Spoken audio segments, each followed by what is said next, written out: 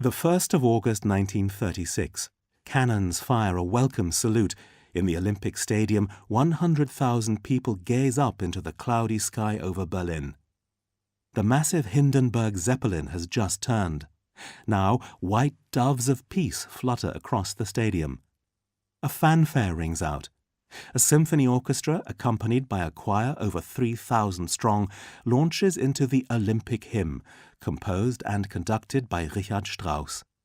No previous Olympic Games ever had such a powerful opening ceremony. For 2 weeks, the Nazi regime wants to present Berlin as a freedom-loving and tolerant city.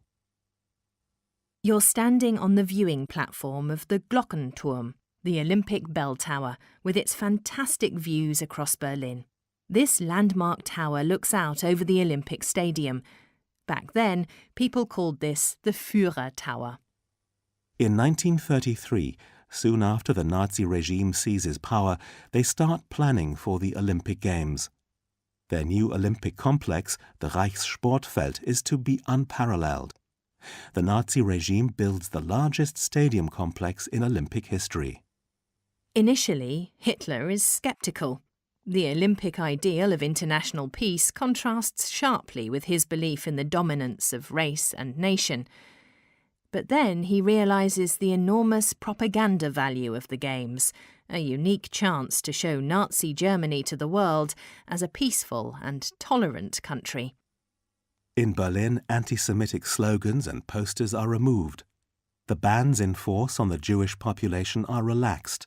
Taverns and dance bars could again enjoy some of their old freedoms. Guests could dance into the small hours to jazz and swing, previously condemned by the Nazis as nigger music. Now the city seems chic and cosmopolitan. Functionaries describe the Olympic Games as an oasis of freedom. But if so, this is an oasis with nothing for Jewish athletes. The world of sports and athletics has long been coordinated with Nazi policies.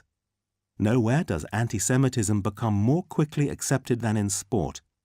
As early as March 1933, many sports clubs and associations are already expelling Jewish members.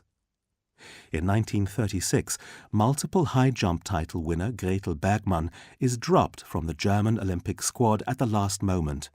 In contrast, top fencer Helena Meyer is kept in as a token Jew. Behind the scenes, the political terror continues.